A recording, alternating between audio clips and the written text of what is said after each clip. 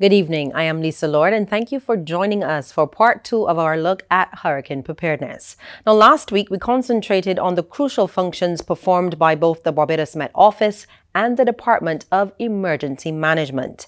This evening, we focus on two utility companies that are vital to everyday life and one of the most active district emergency organizations on the island. We begin with water. Now, this resource doesn't need a lot of explanation. It's necessary for our very survival. We need it to drink, cook, wash, and the list goes on. Now, the supply of water can be compromised during a disaster, but the general manager of the Barbados Water Authority, Mr. Keithroy Halliday, says they have a hurricane preparedness plan in place and mechanisms to deal with any fallout. We are involved in the delivery of quality potable water. Additionally, we offer waste water services. The wastewater division is much smaller, obviously, compared to the potable distribution system. On the wastewater side, we're dealing with roughly 5,000 customers. On the potable side, we're dealing with in excess of 110,000 customers. Our mandate is to ensure that at all times we can deliver these services and to ensure that we maintain a particular service quality standard, and that standard is also tested independently in terms of the potable water, at least by EPD and the Ministry of Health. I think there is an appreciation for what the Barbados Water Utility does in terms of a deeper understanding and what goes into it, the engineering, the speciality, the skills, the support that is required to maintain and sustain this type of service on a 24-hour basis. And particularly given some of the challenges we've had in the past, some which are beyond our control, such as water scarcity, climate change, etc. I find that there's still gaps, and the interpretation or the belief that we are not a water scarce country still resides very much among a number of individuals. And the definition that goes with that still needs to be articulated and enunciated constantly so that people understand that being an island and surrounded by sea doesn't mean that you're not water scarce. Water scarce refers to the amount of water that you can abstract from the aquifer or that you can produce to service or satisfy the needs of the nation, the needs of the country. And it is defined even more so from a UN standard in terms of the amount of water that's available per individual per day. So for instance, the current standard that says if you're below 1,000 cubic meters per day for individual in terms of what you can produce, you're considered to be water scarce. We are down under 300 meters cube per day. And therefore, we're considered to be very scarce, water scarce. And on the worldwide listing, if we were to look at that, to compare ourselves with that, we are actually 15th. To add to that, which sometimes add to the complexity of the analysis, we're also the 16th world densely population country. So the combination of those two with increasing factors that affect us, such as climate change, which means that there's constant intrusion of salt water, even rising seawater temperatures, means that our ability to maintain the water supply continues to be tested. That also means that our engineering, our skills, or the way in which we manage the utility has to constantly evolve to keep pace with those challenges that we're facing. And to add, what I would say in summary is that we're simply not just a plumbing company. There are many, many facets to the Barbados Water Authority. We have most of our assets on the ground. And if you were to look at our balance sheet, you're easily looking at $600 to $800 million in terms of assets that we have on the ground. And once you start to appreciate that, you start to appreciate much more. So why is it that we have over 2,500 kilometers of mains that we have struggled to maintain over the years? Because it requires continual capital. And if you look at the time that we've been laying mains from 150 years ago to now, and the way in which the network systems have evolved, you'll understand why is it that some are considerably aged, and why is it that we now must take a much more aggressive action, not only in terms of means replacement, but looking at how we actually deliver water. There's an emphasis, for instance, now on worldwide and regional, and certainly within the Barbados Water Authority, and looking at what we call the demand side of water production or water delivery, so that we are actually managing the system in a way that it can respond to the needs, whether it's in particular areas or not. The way our water system works is that we pump water from the aquifer, we abstract water from the aquifer, we send it up to higher elevations. That's where all our reservoirs are. If you look very carefully around Barbados, you see that the reservoirs are in elevated areas. And then we rely on gravity to be able to send that water down through a distribution network. If we don't do that, the cost for electricity for pumping water from anywhere will be horrendous. As it is right now, we have a significant electrical cost, and we're taking steps to reduce that or to manage that. And therefore, we have to be mindful of the fact that the networks are functioning in a particular way whenever it is we're looking at a particular area. Because we take water security very seriously as well, we have in place a number of generators across the island. It is not enough. Every year we add additional generators. And I appreciate that we have quite a number of facilities around, certainly in excess of 40. What that means is that what we've done at least is to make sure that the bulk of our water supply is at least secured.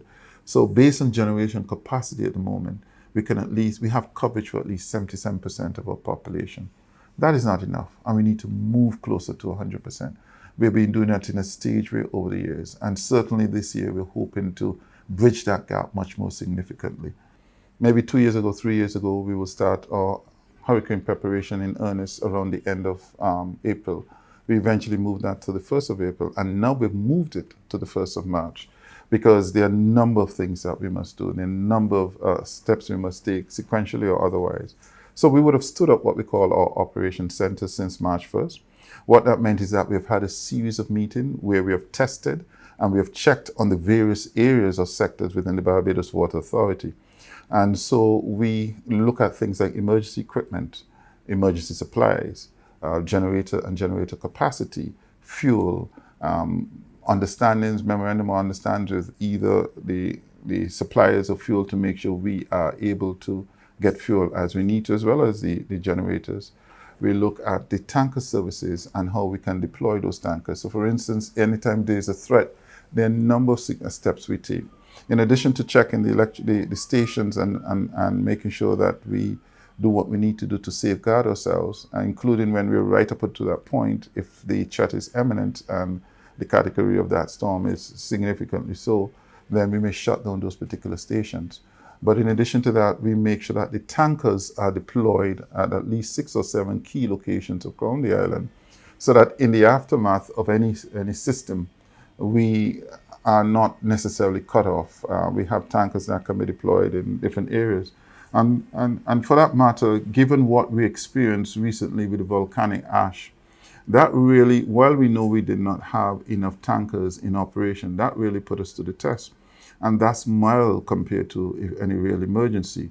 So the justification for purchasing another 37 tankers is quite there and it's quite evident. Because if we are in that position, an emergency position where we're very challenged, 37 tankers may not even be enough. We need to make sure we can deploy them around the island. You're talking about assisting 110 minimum thousand households. That's not individuals. You're talking therefore about assisting close to 300,000 individuals for daily water needs.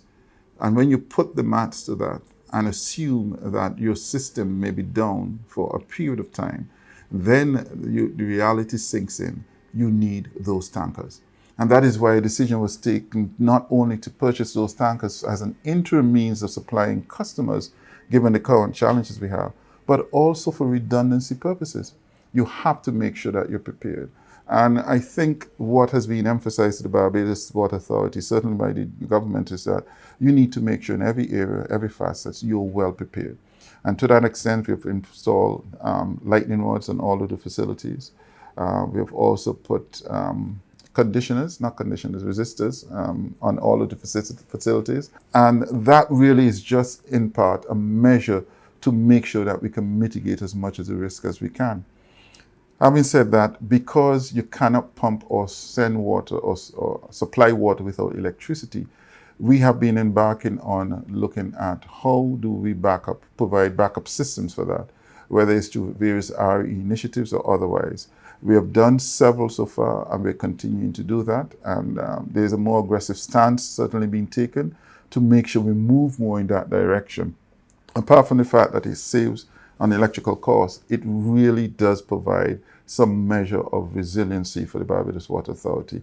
And as a utility company, it would be remiss if we did not do that. It depends on the timings as well. It also depends on the wind factor. Usually, if you're dealing with category 1, we can we do the basics, and coming closer to the time of imminent threat, there are certain steps we take. So for instance, we have a number of vehicles that are deployed for our electricians to respond. They're one of our first responders. Very close to the threat, we will shut down, depending on the level category of the system. If it's a hurricane, we will shut down all of the systems, really just for safety.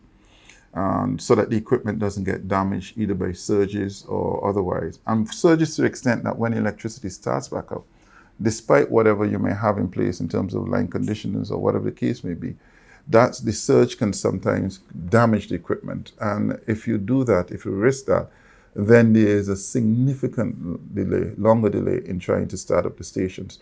So certainly we do that. Coming closer to the period of threat, we will then shut down the systems. The electricians are then made available as some of the individuals who first respond to check on the stations to make sure that they're secure enough or safe enough to start them back up, notwithstanding any backups or whatever we may have. If it is that we are concerned about a threat, we'll start them back up on a generator and then ease them into it. So the relationship that we have with Light and Power then is an intimate one, where we are one of the priorities, one of the first considerations. Certainly, we cannot do without electricity. And even though on an interim basis we may work with generators, we need to get electrical supply quickly in place. And as well, depending on where you are on the facility, you may have to wait for the electrical supply to settle, my word, in the sense that you may get some fluctuation, and that could be damaging as well. So there's some areas we have to manage very, very carefully in terms of that, particularly if the closer you are to the generator for Light and Power. Mud does not get into the water system per se. We may have what we call turbidity, for instance, and that's isolated in just 1 or 2 locations. Bermiston is famous for that. And when you have turbidity, which is some murkiness created as a result of maybe silt and so on, disturbing the water supply, then we have to let that settle for a few days or a few hours, depending on how serious it is. And then we start the pumping. But the pumping, water is always filtered and treated. But the systems are what we call closed systems. We pump strictly from deep down into the aquifer. It comes into a pump house, and that then is repumped to the various reservoirs. That's on the potable water side.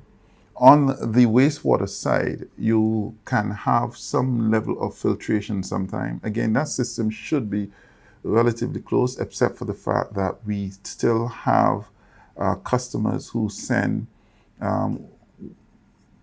water and other particles into our collection system that should not be in our collection system. And that makes its way up to our treatment plants. And if you recall the fiasco we had 2-3 years ago, where we've had to deal with major blockages, part of that would have been because we have what we call illicit or illegitimate materials that make their way into the collection system and create havoc with our systems. But in general, in terms of mud, it doesn't get into our system just like that. It's a closed system. We are very much different to some of the other CARICOM countries, or where they use tap into the surface water. We are abstracting from in the ground aquifer. It's very important that individuals take control of their own water security. And there are different ways of doing that. One of the things that we're promoting and will continue to actively promote is what we call water harvesting. It doesn't make sense for water to be falling on your roofs and elsewhere, and it's allowed to run off. There's a lot of noise, for instance, about why isn't government or why isn't the Barbados Water Authority impounding water or creating dams? But it starts at the individual level. The water that's coming off of a roof, you should try to trap that. That is a means of non-potable water that you can use and in emergency you can use otherwise. So treatment. So it's very important we think that individuals look at that. Let me present it this way. The storage capacity of Barbados Water Authority is not significant at all. If we were cut off completely from electricity and had no means of distributing water, what we need to understand is that the reserve capacity, what water we have in our reservoirs, will not last very, very long. We do not have a year's supply. We do not have a month's supply. We do not have a week's supply. So if it is that we're cut off for whatever reason in an extreme circumstance for a week to 10 days to 2 weeks, then our very survival depends on what we as individuals and then collectively as community do to make sure we safeguard our own water security. So that is why we would always say, and we will continue to stress, store 5 gallons of water per individual per day. And it seems significant, but it is the reality we live with. And this is why we have been encouraging individuals to do so. So for instance, those areas that have been hit most by drought, who have been affected more so by drought and the non-delivery water, such as the north and the east, to a large extent, believe it or not, they're better prepared than most of the rest of the island because it's a reality they've had to live with for some time. And it's not a reality that we have faced in most of the rest of the country. So you'll find that when water goes off in some areas of the country, there's an immediate outcry because they have no backup systems, they have no stored water, they have no tanks. Whereas for the north and eastern, they're at least able to manage the circumstances a little bit better. I say that based on the evidence in front of me and not speculatively. And therefore, when you ask the question, what should Barbadians do? Or when you ask the questions, what would I say about our preparation for that? I would encourage everyone, and will continue to encourage everyone, do not wait for hurricanes, do not wait for emergencies. Take steps now to manage your own water security.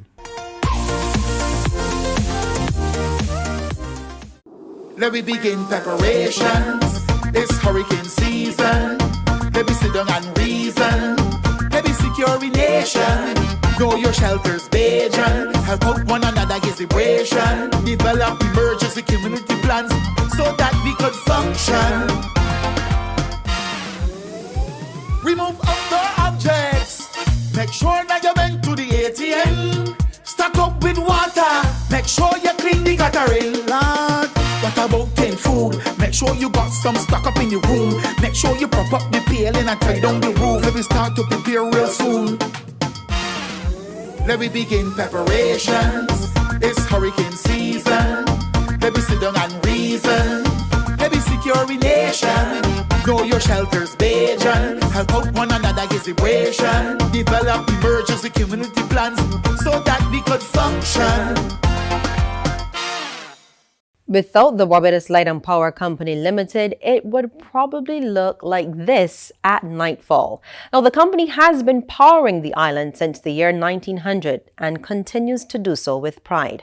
Director of Operations at the BL&P, Johann Greaves, says they also have disaster plans in place and some advice for Barbadians. Light and Power is the sole electric utility at this point in time. We supply electricity for the island of Barbados.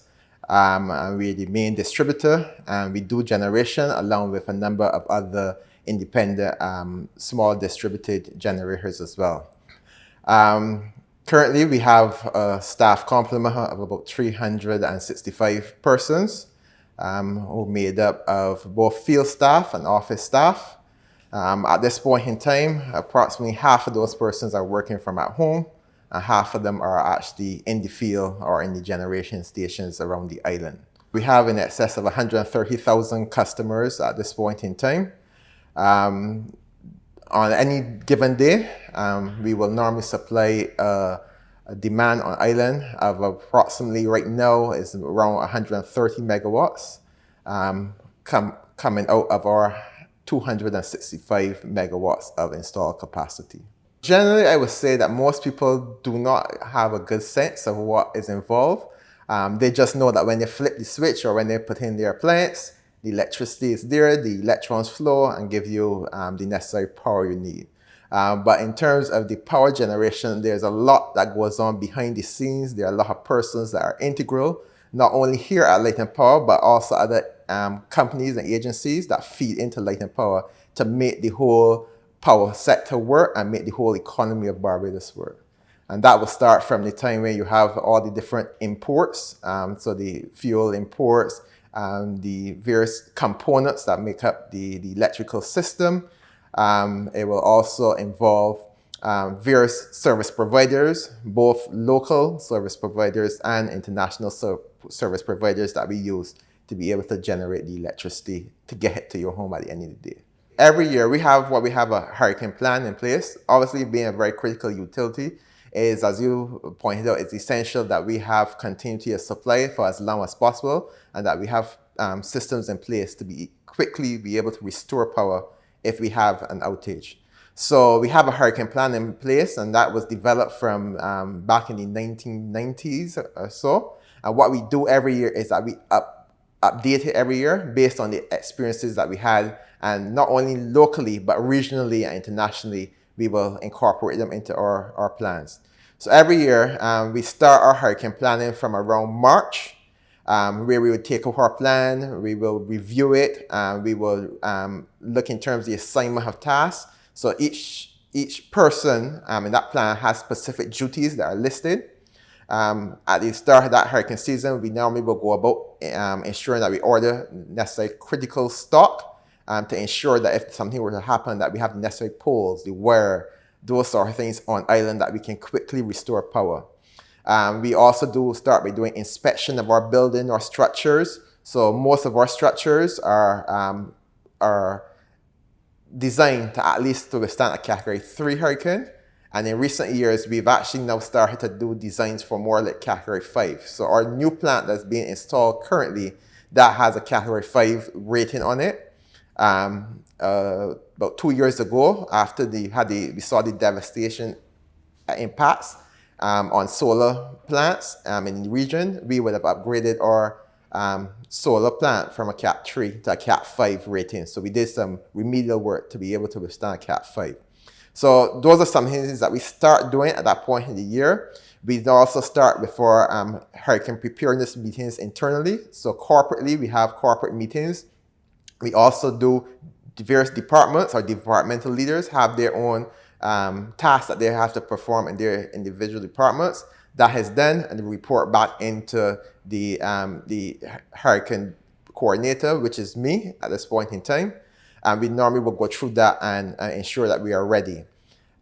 We also do scenario planning. So incidentally enough, we are in the process right now this week of doing actually desktop scenarios where we pull the whole team together. We actually develop a scenario and we walk the team through it and basically critique each person in terms of how they will react if this were to happen. And we try to get some fairly extreme cases. Some of the things that we've had to do differently, being in the COVID pandemic, is that we had to start our preparations a lot earlier this year. So last year, when the pandemic hit and when we tried to order a lot of our stock and that sort of thing, what we found was that because the delays on the supply end, we got our stuff later. So rather than waiting to March this year to order, we placed our orders from January, so that at this point in time, effectively, almost all of our hurricane stock is on island and the remainder is supposed to arrive within another week or two on island. We've also had to relook in terms of how we work, in terms of social distancing and that sort of thing. We've had to put that into our plans as well this year. Some of the other things we normally do too, we do training of our staff to be able to respond before, during, after the hurricane. We have our telecommunication systems. So we work with telecommunication providers to ensure that we have communication links before and after. So we have our main provider, then we have our backup provider. We also have invested in satellite phones so that we can actually have communication if all else fails. We also have disaster recovery sites. So effectively, our core control rooms normally will control the entire network, but we have backup control rooms in hardened facilities which have in place that if our main control rooms got compromised, we can easily fail over and go to those alternative sites. So we do all of that in advance. Then we do also do some pre-staging. If there was a storm that was coming, we do pre-staging in terms of having not all of our vehicles located here on our garrison compound. What we've seen throughout the years from a number of the hurricanes, some utilities suffered greatly because all of their motor transport fleet were in one area which got flooded. And as a result, all their vehicles were effectively damaged and not able to respond. So we have to do that pre-staging as well. Then on terms of the other things that we do leading up to the hurricane season, the one that everybody sees, the tree trimming and that sort of thing. Every year we have to go up there and do a lot of tree trimming. This year we would have spent a lot more time doing tree trimming, especially during the pause, the national pause that was going on. We took that time to do and to progress on a lot of our tree trimming, especially on our critical transmission corridors, the critical lines, ensuring that they're all cleared. And we constantly have to be going back at them because the trees are continuing to grow. All of our maintenance of our generators, we try to get as much of it done early up in the year, especially on our very critical generators, to ensure once we get into the time of any systems that we stand a better chance of not having any major generators out for maintenance at the point in time. So those are some of the things that we do ongoing. The other part that plays a very, so let's say now we had an actual system, or what we plan for is, if you had a system, we try to maintain electrical power supply for as long as possible. So we do everything in our power to keep the lines, the electric supply on. We do have crews that work straight through the system, but the crews that are on the road, there are certain times that we will actually ask them to stand down. So depending on how the conditions deteriorate, and based on the advice from the Met Office and other government agencies, we will get to a point in time where we will stand down, such that if for some reason there's an outage, at that point in time, we are not going to respond immediately. We have to wait until it's safe again to do so. The thing about our network is that we have quite over the years developed into quite a robust network, meaning that we have a number of our critical transmission links and critical key customers being supplied with underground supply, so that if they don't get impacted by the wind, the rain, that sort of thing on the overhead network. So all like the hospital, the government headquarters, a number of the BWA pumping stations are fed by underground supply. And our aim is to be able to keep them supplied with power straight through the system, okay? So what we would like customers to understand is that we will do our best to respond before and during the storm, but at some point in time, it will get to a point where we can't respond.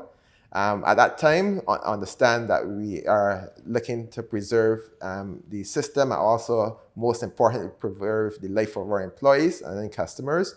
And as soon as the conditions allow, we will get back out there and start the whole restoration effort.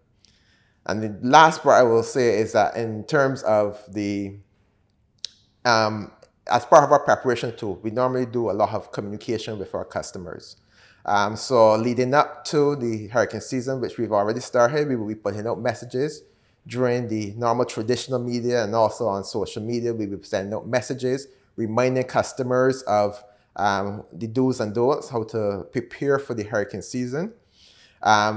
During the hurricane season, and if there's any system as well, we will continue to put out messages urging people the do's and don'ts and how they can get in contact with us. In the event you have a very bad system, or when we look at the particular area sort of thing, there is need to shut down the system, we will, as far as possible, give advance notice via press and social media that we are going to do a shutdown.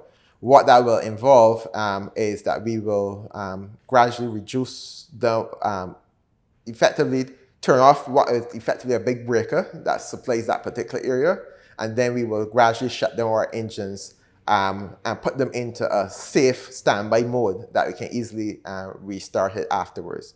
Sometimes why we would need to shut down parts of our network, that sort of thing, if we get reports that there's a down wire, we obviously need to shut it down as a matter of safety, because that can be dangerous to the general public. If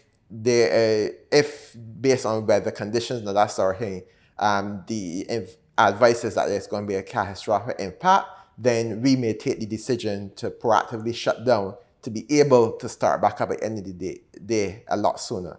Obviously, if we shut down some of our critical systems early, it protects them, and we can maybe 6 hours, 12 hours after the system has passed, we can actually re-energize and come back up. So that is built into our process too, where we continuously monitor it to get that sort of information.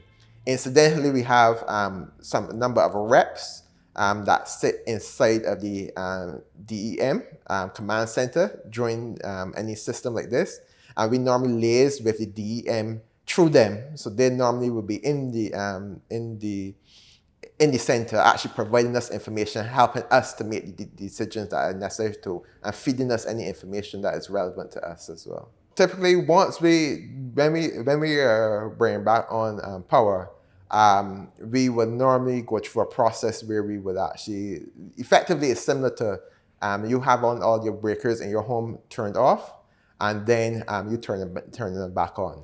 That's basically what we do here, but it's on a much bigger scale. We do advise some customers, especially if they have very sensitive equipment, during a storm, that sort of thing, to turn off the main breaker. They can do it even before Lightning Power actually turns off the power in their area if they're concerned about their equipment. And definitely, if you have sensitive equipment, that sort of thing, you should look to turn off the breaker and then turn it on after we have restored power. What the advice though we would normally give to persons is that they should seek to invest in surge protection devices that would assist them, especially on sensitive equipment. So for example, maybe your TVs, your computers, those sensitive pieces of equipment. And those things that you do not necessarily need to be plugged in all the time. In bad weather, we would advise you to disconnect a number of those pieces of equipment for your own safety, and just to ensure that we don't have any problems when power is restored. Because even if we are not turning off power, if there's a fault on the in circuit during the system, that can create a power surge, which may in fact create some issues for your equipment. Lightning Power, at this point, we do not own any of the electric chargers and that network across the island. As we normally do, we work with various customers to identify what are the critical areas that need to be restored. In a case like that, we would, for let's say the electric buses and that sort of thing, we would obviously, the transport board is on our list of critical customers to be restored. So they actually fall fairly high up in our list to have power restored to their sites so that they can continue to charge the buses to get the transport sector back up again.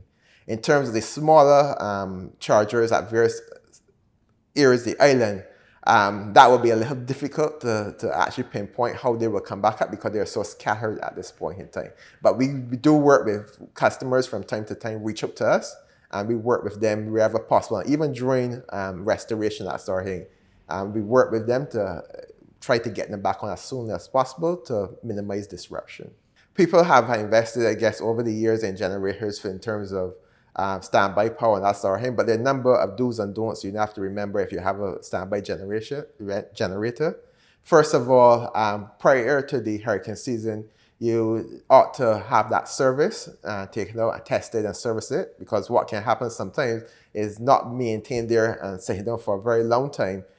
When you really need it, you may find that it's not working. So it's advisable to always have it tested and serviced before the hurricane season. Next thing, if it becomes necessary for you to use the generator, you need to have it in a well-ventilated space. You can't be running a generator inside a closed quarters, because the carbon monoxide will create an issue, a health issue for the occupants of the space. Another thing too is that persons would typically, or some persons may be minded to take a generator and then just take the output and just plug into electrical outlet. Now that's a very bad practice which we discourage.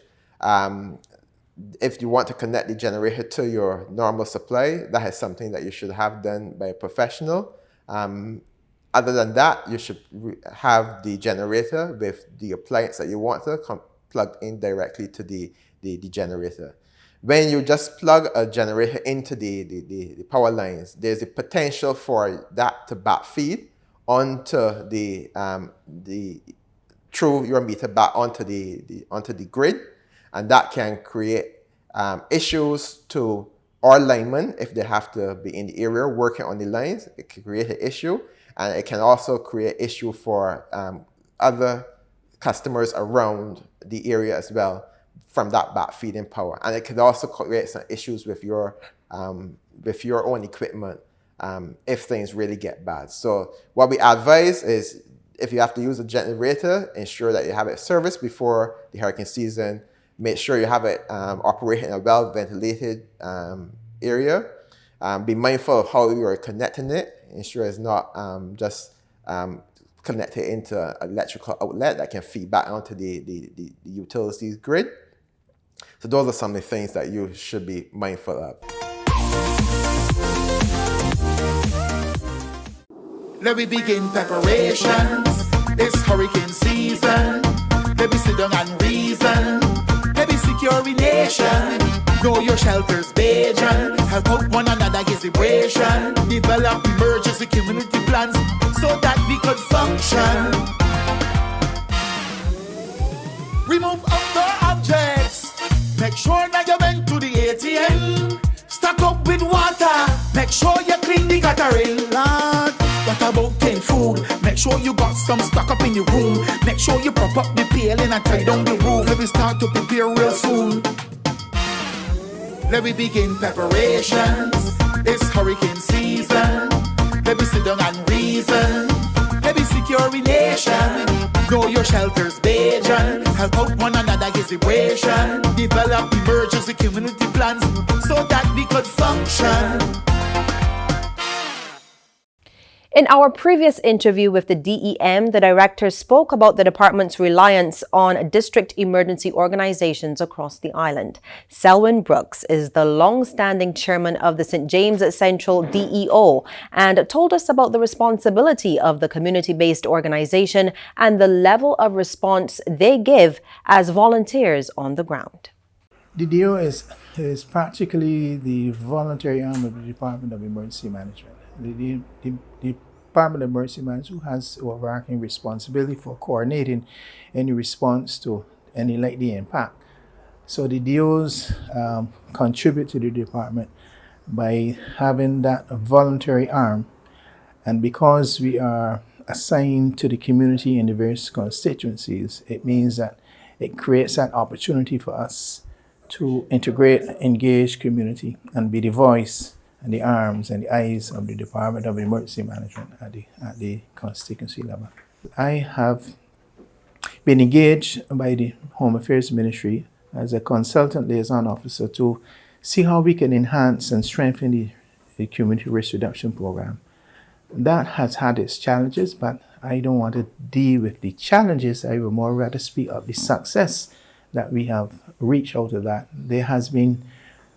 We now have a DEO established in each constituency, and we have offered training on a continuous basis, because the only way that you can measure a level of capacity and response to the DEOs is if you have a cadre of persons who are trained to do what is required of them. So my emphasis over the last year has been on training, membership building, and doing the analysis and the risk assessments in your various communities that is needed to determine what are your plans to effectively respond to what is likely to happen and what is on the ground.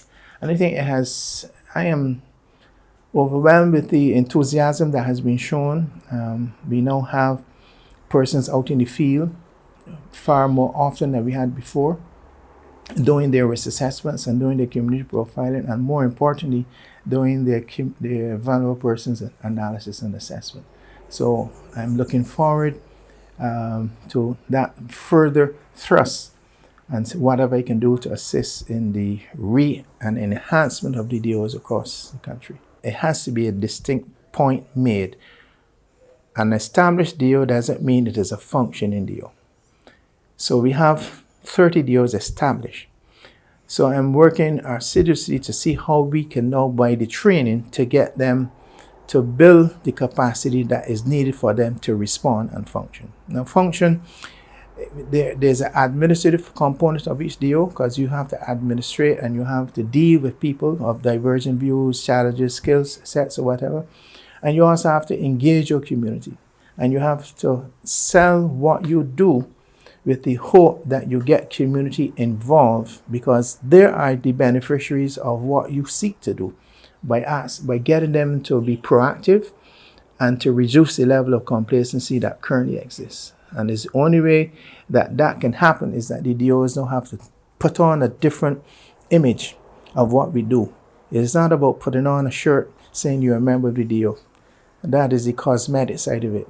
When a police officer walks down the street with a police uniform, you expect something from that uniform. So with a DO, the same thing applies. The community should expect that as a DO, a district emergency officer, that you should have been able to have some level of competence, whether individually or collectively, to respond to some of the things that they're likely to be exposed to. So I think it has been going relatively well. And we have been able to get around the little challenges, but I think it is working to my mindset. I would like to do more, but change is not something that you can effectively do in some cases immediately. Persons now have to be adaptive and be conducive to what you're trying to achieve and see how quickly we can get there. From the time we have news from the Met Office, and I like to say the Met Office because we only take our prompts from the regulatory agencies who have that level of authority and position to give that type of information. By the time we hear that there is a system in the area, all members are notified. And the reason for that, for us to perform our tasks, when the system comes, we have to be in a state of readiness.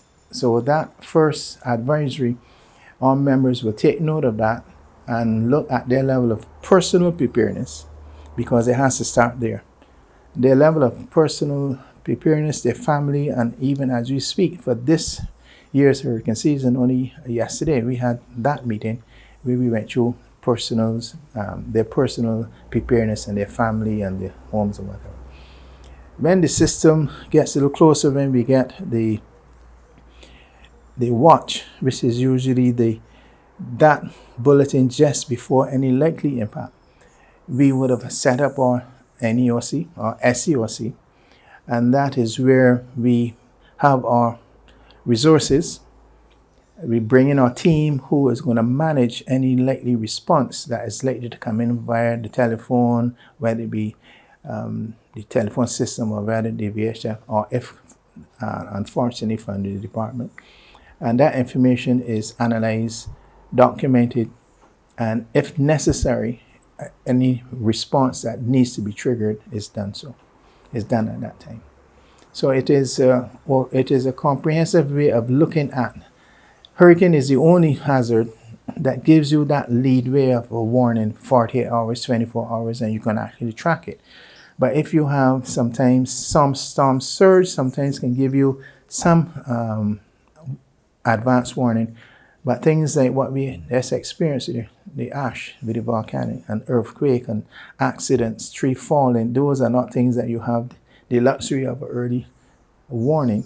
So those are things that you just have to be spontaneous in terms of your level of preparedness. And that is why, as the hurricane season comes upon us, we have mandated our members to be in a state of readiness from June the 1st, so that we are likely to know where our chainsaws, where our maps, where our radios, where our pumps, where our the various apparatus that we will use, and if we have to effect a response, is in, as we speak, they are now in working and have been prepped in preparation for this hurricane season. If the information tells us that we are likely to be impacted at the night, persons will come here.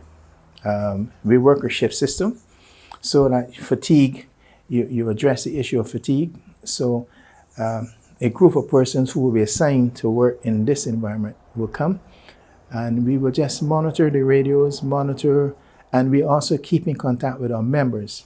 That has proven to be very effective. Now, our members stretch throughout not only St. James Central, we have members in the bordering constituencies. So they are advised to keep in constant contact with us to let us know what is happening out there. Because when you're here buttoned down, these shutters are what you can't even see outside. So they give us the level of information of what is actually happening so that we can document first, because when a report comes in, it's very important to document it. Look in terms of what is needed. Look at the conditions that we may have to.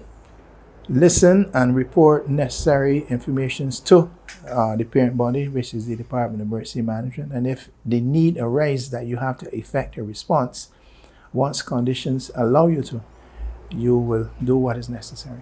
We currently have 58 members on our active list. And they say active, our DO has hundreds of persons. But to say you have hundreds of persons who have joined and don't have access to them, it would be a mistake. So every year, especially leading up to the hurricane season, we quantify our membership so that you will have an idea how many members that are active that I can call upon, and that will give me an idea of the distribution of members throughout the constituency where I can get information going to and from. On an annual basis, this is a concept that we call community profiling. Groups go into the entire area of our responsibility, and we check on the status of the wells, the drainage, the culverts, or whatever. And now this is actually an ongoing exercise, because the demographics and the topography of the constituency changes with the construction here and whatever. So therefore, even now with the work that's been done on Highway 1, an analysis has been done to see how that may have been able to improve the waterways going out to the sea. So it is a continuous process, and that if we do find areas of concerns, that information is passed on to the drainage unit or to the relevant authorities for their attention. In terms of the flood-prone areas, we have it all mapped on our maps. Where are the light areas, who, depending on the quantum of rainfall that will be likely to be impacted. We have a good understanding as to the hazards that will likely to impact us, whether it be coastal hazards or whether it be inland hazards. And even as we speak, this week we'll be intending to make a visit to Hoyt's village, because a considerable amount of materials, I would prefer to use the word materials, that has been brought there from another location. We want to see how will that impact that community, whether it be from flying debris if we have excessive winds, or whether it be from the potential for fire or whatever, and we will make our concerns known. In terms of vulnerable persons, we currently now have 48 persons on our list. Those vulnerable persons is categorized as those persons who, in the event if their area is impacted and they do not have the capacity to help themselves, to effectively be taken to a shelter or an alternative place of accommodation. And that may be primarily because of they have their challenges, whether it be physical, whether it be mental, whether it be medical. So, and that is a group that we, especially this COVID environment, that we have paid special attention to, because the COVID has affected the normal person. So you would expect that that category of persons would need that additional attention and analysis to make sure that they are coping as much as they can, and we speak with their families, we speak with their relatives, caregivers, and in some cases we have had reasons to speak to the polyclinic or the doctors that those individuals attend, so that medical attention, if needed, could have been deployed or wrapped up. Because you find some persons in that category are lonely, and sometimes they do not have the wherewithal to meet their appointments. And that is where, once we are aware of that, we try to facilitate that. It has to be a caring and a compassionate environment in which you're dealing with that category of persons. When we conduct our community profile, our greatest concerns right now are threefold. The ash that has fallen on almost every nook and cranny in Barbados, that has the potential, if it gets into the water system, because the water does not permeate down through the ash at a certain thickness, to prevent the wells from doing what they are designed to do. And that is one area. Secondly,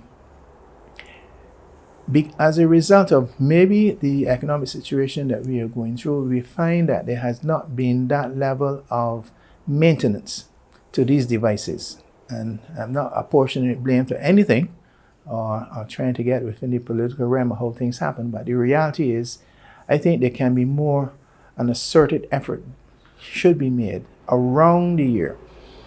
And last but not least, we still have a lot of residents that contribute to the problems that they will eventually face as a result. You have persons, or on a daily basis here, I see people cutting the grass and they blow the leaves into the road. Now, you blow it off your property, so you feel your property is safe and sound. But it goes in the road, it gets into drains, and it blocks the culverts, it blocks the wells.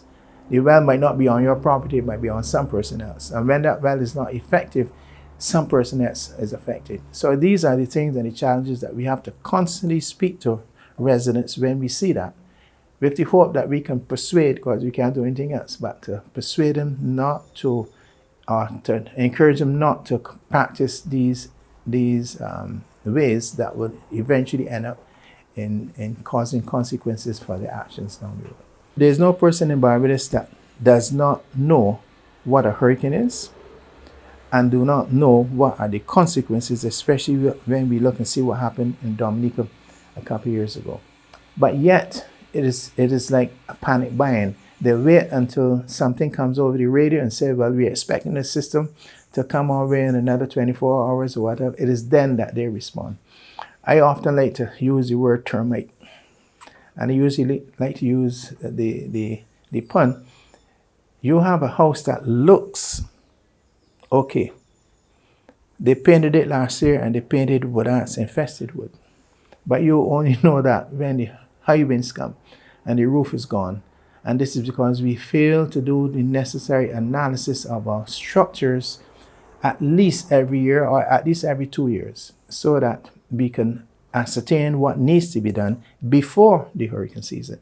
Because you can't really affect major repairs during the hurricane season, because you will be challenged with the weather, especially when you're speaking about roofs. So we constantly educate, send out flyers, information, put information on our webpage, with the hope that persons see it and respond in good time before the hurricane season. And that has worked relatively well. We can still do more. We're not resting on the laurels of what we might be able to reach over the years. It has to be an ongoing operation of re-engaging, re-informing, re-education, and more importantly, to let persons know what they need to do. Persons cannot sit back and say, government's supposed to do this. Government did not buy the house for you. You have invested thousands of dollars in a property, and you are telling me it is some person that's responsibility to look after it. I think that is not the best attitude. So what can we do? However, I think that government has a part to play and this can act as a catalyst. If you had some reduction in the costs of building materials, with the hope that that would encourage people to buy, especially within a period of time, to effectively do the repairs to the house, maybe that can be an incentive But this is my thoughts. So you have heard from the Met Office, the DEM, at least one DEO, the Barbados Water Authority, and the Barbados Light and Power Company Limited. We hope that you are now better informed to prepare for the months ahead as Barbados, like many other islands, go through the 2021 Atlantic hurricane season. Good evening. I am Lisa LORDE.